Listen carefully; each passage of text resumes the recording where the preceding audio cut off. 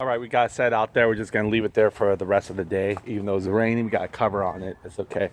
All right, so now we're gonna go get back started. What we're gonna do is do a valve clearance, or not valve clearance, but use our field gauge and try to get this guy perfectly to where it should be sitting.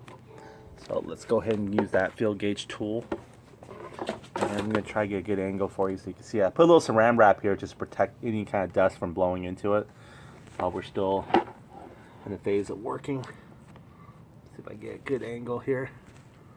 There we go. And let me go and get started on that one. Might as well have this plugged in. Perfect. So let me go get the toolbox ready, and we'll go and get started. Bring the toolbox over.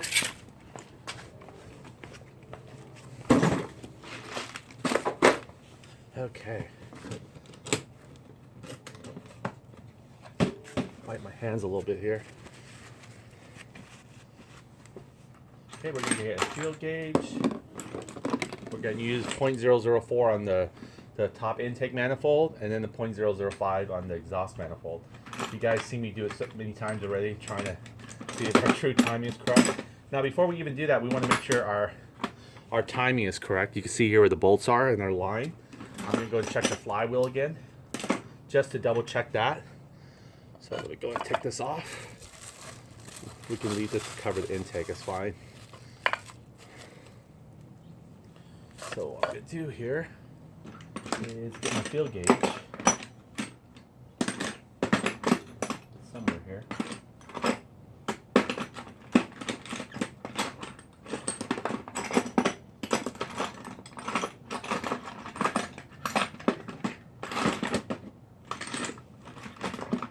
Might be fell through the cracks like I always have. Alright.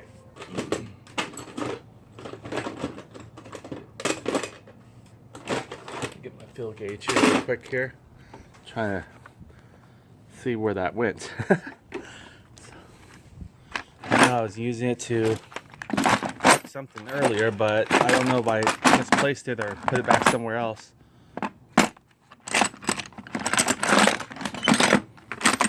Man, I don't really see. Oh, here you go. It's hidden with all these little lug nuts. So always when you need. Now we're gonna also need a 9mm to hold down the teppet lock nut. So let's go and get our 9mm here. There it is. And then we're also gonna need, there's a 9mm on the other side. And then we're also gonna need a smaller adjustable. We won't use this because we don't want to strip it. So let's use our adjustable wrench. There it is. Yeah, they do make little tippet tools. They look like this. They just hold this down. I mean, some tools are great and useful if you do repetitively a lot, but valves we normally check every quarter. So it's not something that probably need really a tool for. Just same thing with the compression spring clamp thing. I don't know. I mean, it's just better to just put your feet and your knee on there. If you have feet and knees, I think they work just fine. You know, just got to be a little bit more careful though. What am I closing it for? We're going to be in and out of this whole thing for a while. Okay, so let's go and check to make sure that our timing is correct. The marking on the camshaft is correct, but we want to make sure at the same time, and we put our cam chain tensioner too. You can see our cam chain, well, we can't really tell yet until we actually see the mark here first on the flywheel. So let's check out that mark. A little better highlights today. It's below. Okay, so we're gonna go a little bit forward, and we're gonna come back to meet.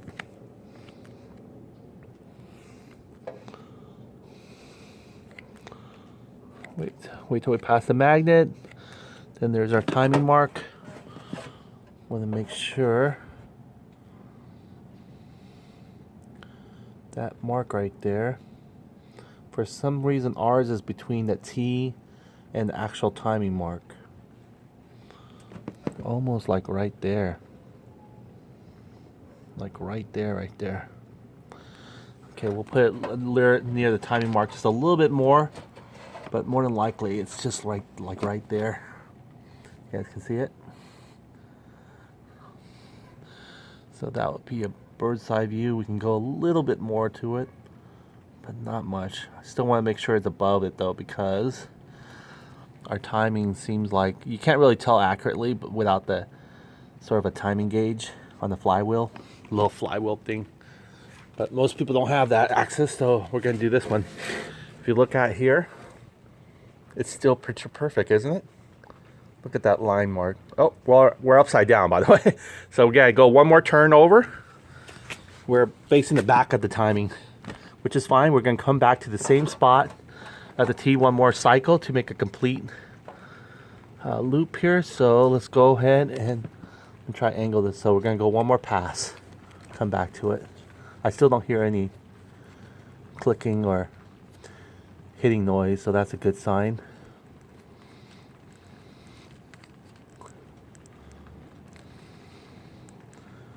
There it goes, coming closer. If I up the resolution is going to get dark on me.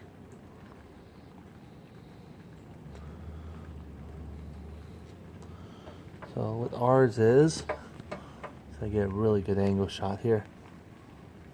There we go. Can't get closer than that. See that right there? Just going to nail it just a little bit above that. That's where I want my timing to be. And now the big circle should be protruding out. And it's still pretty perfect. Look at that from any angle. Top one dips in a little bit, but you can't go off one teeth anyway, because if you go off one teeth, then the bottom one will be actually dipping in a little bit further. This side right here versus this side. So I think this is probably the best level we can get. Now let's check our rocking. See, there's no free play still. There's no free play here as well, because we tighten it down. So it shouldn't be that way. Unfortunately, you don't blue lock tight these. I don't know why, but there's no need to. I guess over time they do adjust, so you have to actually come back and adjust it from time to time. Set the valves again. So in the meantime, though it's pouring a little bit here. Nice and rain, and we're dry just barely here. All right, so we're gonna go ahead and adjust our valves. Try to bring it closer. Now that our engine's out, it's easy to see everything.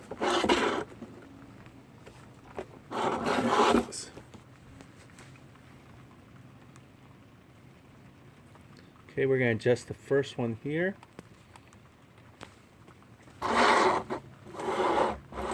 That way you guys can see the tippet also.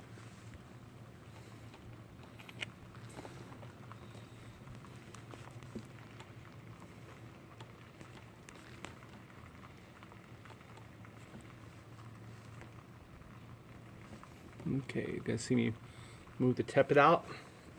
Okay, we're going to open this guy up first. He takes a 9mm. Lefty loosey. Move him out, and then we're going to go and get our field gauge. We're going to set this guy to 0.004. You know, I find it so much easier just to remove my gloves for this one, because it's all about the feel. Unless you're wearing some thin mechanic gloves. Okay, so here we go.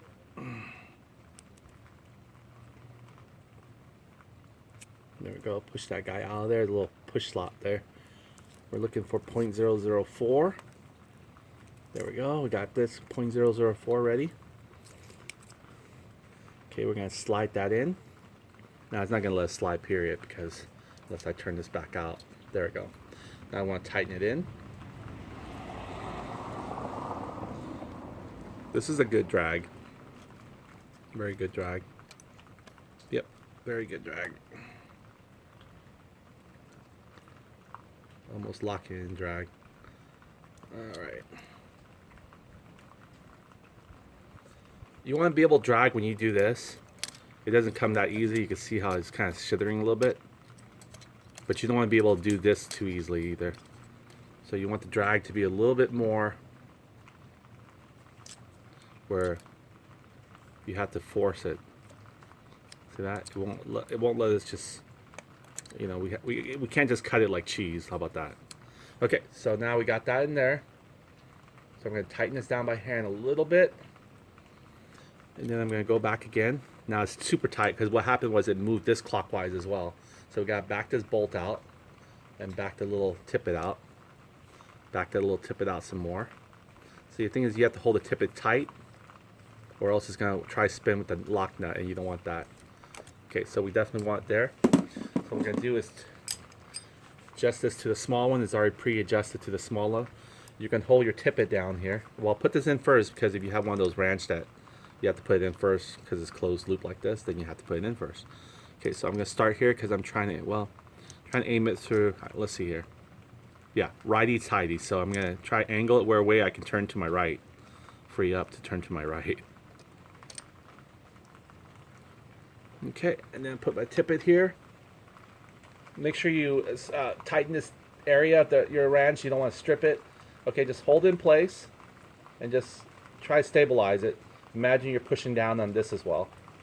And then tighten it. Okay, let's see if I overdid it. All right, our 0.004 again. Nice. There it is. It's still some resistance there, but it's a drag, nevertheless. Yeah, you put some oil in there, of course, it's going to go a little bit more smoother, but, you know, it's okay. We're not putting oil to test out. Now, we're going to go ahead and try the 0.005 and see if it actually goes in as well. And that's what we don't want. We don't want all of it to go in. We just want 0.004 and 0.005. It'll try to go in, but it has to be really forcefully. So, there we go. We'll get our 0.005. And let's see again. Yeah, look at that. Cutting like butter. I mean, not cutting like butter, it won't even go in. So there we go, we did a great job there. And that was it. That was how we adjust our tappet. Now over time, again, this will loosen, so we'll try our best to tighten it down. Now I'm afraid that if I tighten it down right now, it might actually make it even more tighter. Let's see, so I'm gonna try to tighten it a little bit more. Let's see if I get this guy in here. I have to come this way. Okay, and then I'm going to hold this down because you don't want this to move. You don't want the tappet to move at all. You just want the lock nut to move. The 9mm lock nut. You just want to hold the tappet still. Okay, righty-tighty. There we go. So it's a good tight there. Okay, let's go back and test it out. 0.005. There we go. It's still not laying it in. Okay, and let's make sure 0.004 lets it in either, because you want to make sure at least 0.004 lets it in. Now we're keeping 0.005 because we are going to use that next for our exhaust in the bottom. There you go. See, it allows 0.004 to get in there, no problems asked. A little drag, but still very nice. All right, so that one's done. Now we're going to go ahead and get started on the exhaust one. The exhaust one, we're doing the same thing. See if I can get the camera to angle it maybe from the top. You guys can see it a little bit better. This side here.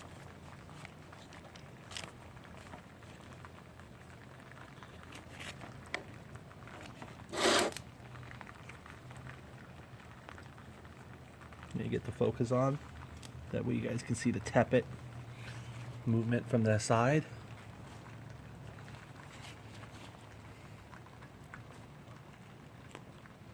There we go. Okay, get the resolution. Okay, so this is stuck. Alright, so now we're going to loosen up, lefty-loosey. Take our 9mm. Turn it counterclockwise. Okay, that's loose. Release our tappet. Okay, we're going to go bring back our 0.005. We have our 0.004. We don't have to worry about testing it below it. We just have to worry about testing above the number. So 0.005 is what we're testing for on the exhaust. Somewhere here. We just had it out already. Oh, there it goes. Look, I don't know how I went all the way to the other side like that, but we got it. 0.005 here. We're about to go ahead and try that guy. Or is it 0.0? Yeah, it is. Looks like 0.006 for a second there. Let me get the resolution there so you can see it. There you go. So 0.005. We're going to put that back in there. So much easier, huh, when the engine's actually out. Alright, so it's not letting me squeeze it in either. There we go. Now you want to come from the side too, because it's very tricky because it's actually curving the fill gauge in here, blocking this, so it looks like it's dragging, but it's probably not. It's just getting caught. So what you want to do is actually come from horizontal, not vertical, up and down like this. So it'd be better just to come horizontal. That way you know that there's no excuse for it to not properly drag. So this is a good drag right here. This is even a more tighter drag, but that's what we want. Now we want to go ahead and hold that down, that tippet. We can just leave this hanging. So what you do is, again, the same way, put your socket here, prepare to, you know, have it turn righty-tighty. So pretty much, I'm not doing it. I'm saying it, but I'm not doing it. Make sure you actually turn it, position the way where you can go up more. Okay, so I'm going to hold this, tap it down while turning his lock nut to the right. Stabilize this right here. 1, 2, 3. Lot loose because I have a lot where to go. Lucky it allowed me to go over. Okay, so here we go. Keep that tap it tight.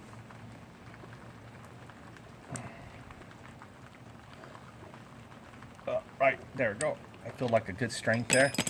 All right, now it looks like very loose, so we might actually have to do another adjustment. So this is kind of loose, loosey-goosey here. Let's see if a 0.006 will go in there. That'll be our actual test. So we put 0.006 there, and it actually glides like butter. Then we need to redo that again. Darn, I had a pretty good strength on that one too. I was really confident that's gonna keep me stick. Oh, actually, you know what? 0.06 barely fit in, but it still fit in though. So we still don't want that. So let's go ahead and keep adjusting it until 0.006 cannot make it in there. So it's still between 0.005 and 0.006. So that's not good enough for us.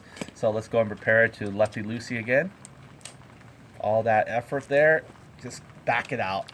All right. Now let's go ahead and put a 0.005 again once more. This is really tight.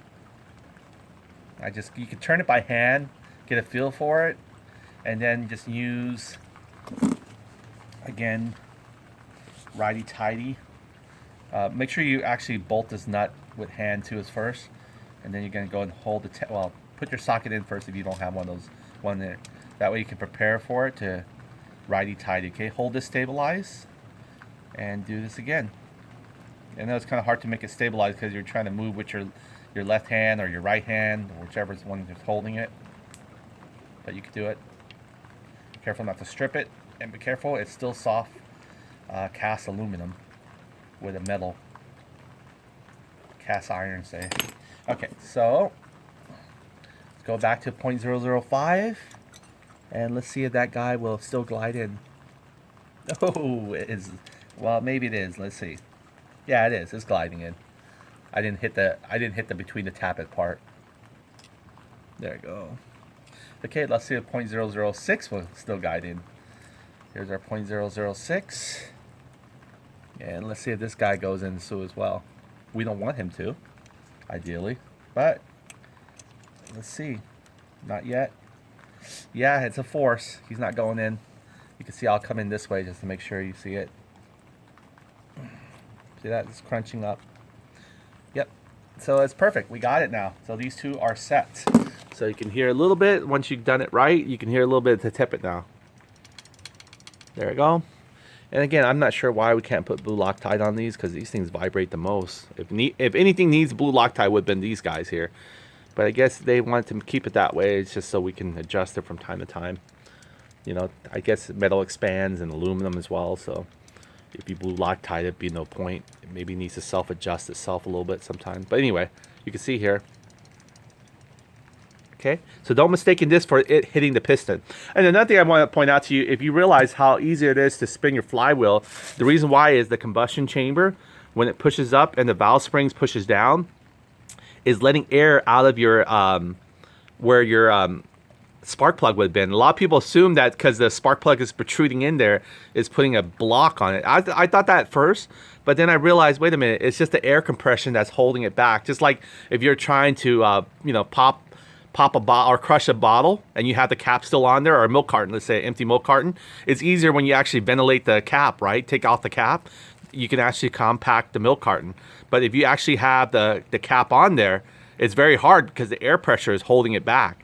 And that's the same thing when people say they have a hard time spinning the flywheel, because what happens is the air compression is pushing the piston. It's such a good seal that it's pushing the pistons from not letting any more, you know, compact of air in there. So that's why they call it compression. So that's why it has a nice seal for your spark plug. So right now, with this open, we should be able to hear any clicking noise, but just again, keep in mind, it's not going to be the same clicking noise as we hear here.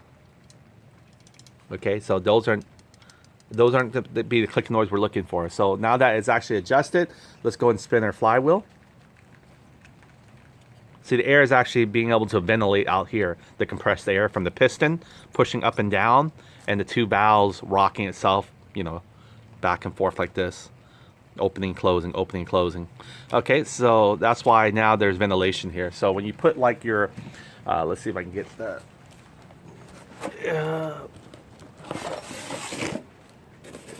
When you get your spark plug, spark plug, I put it all in that little case here for the Taida one. Let me get that out. Sorry, I'm a little stiff today. I feel like the cold weather is getting to my bones.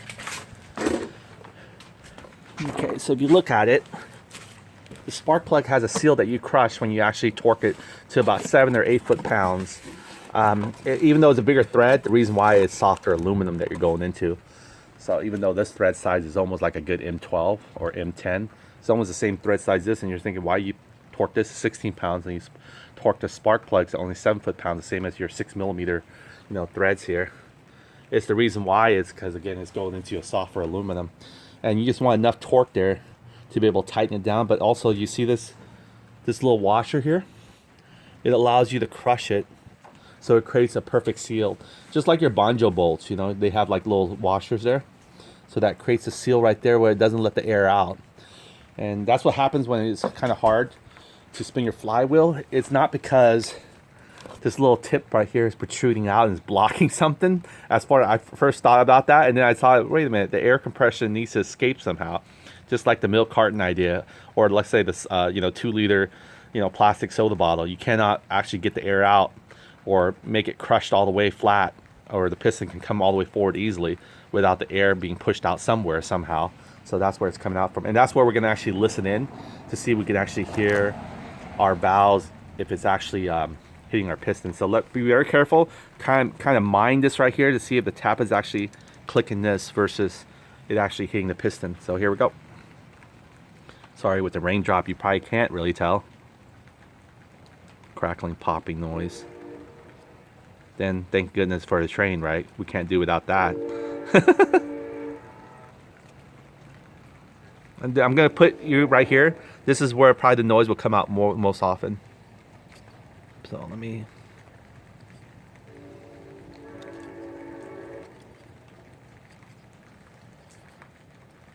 Almost you put your ear in there.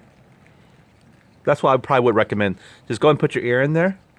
Nothing's gonna squirt out or anything like that. You don't have the battery put out into it or anything like that. Just gonna put your ear in there and actually listen for it. So let me go and try to do that. I'm gonna try to put my ear in there. I can only hear one side, so I'm gonna try to put my ear in there and actually see if I can listen in for that.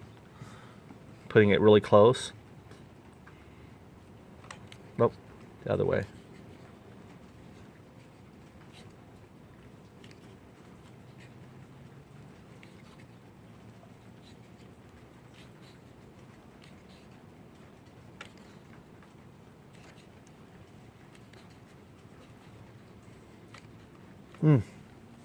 Okay, the rest I'm not hearing much. I'm just kind of like hearing maybe a little click, click, click, but that's from the rocker arms. So really hard to tell, but that will be it. So that will be our test. I mean, we didn't do the clay test, but we also inspected. We didn't see any marks either. I mean, those it was almost like an orange pill texture on the cast piston, so there was a mark. It would have been shown like almost like a scrape mark. Like, you can always tell when there's a pattern, there's a scrape. Like, say for instance, like right here, see that? There's a different texture. If it scrapes, it'll create a different texture. It's going to scrape a new one thing, but it also creates a different texture, just like you do to, grading a sandpaper. All right, so that's good. Let's go and get everything ready to go bolted on. I mean, this is it. We're going to go ahead and bolt this guy on, saving one of them first, because what's going to happen is we're going to bolt the ground wire here. Inspect your seal. These things look good. We didn't put any gasket seal on them, thank goodness. One less thing to clean up, and they're fairly new. So after a while, a lot of people don't buy the O-rings, they just put a gasket seal. You could do that, save yourself some money, because these things add up quite a bit every time you keep changing these little D-rings. I call them D-rings because of the shape of it, but it's pretty much a rubber O-ring. And we're probably going to get like maybe, I'm not sure, I was going to try to see if I can order one of those rubber that goes on the fan shroud. We're going to try to cut our fan shroud to fit our big bore kit here.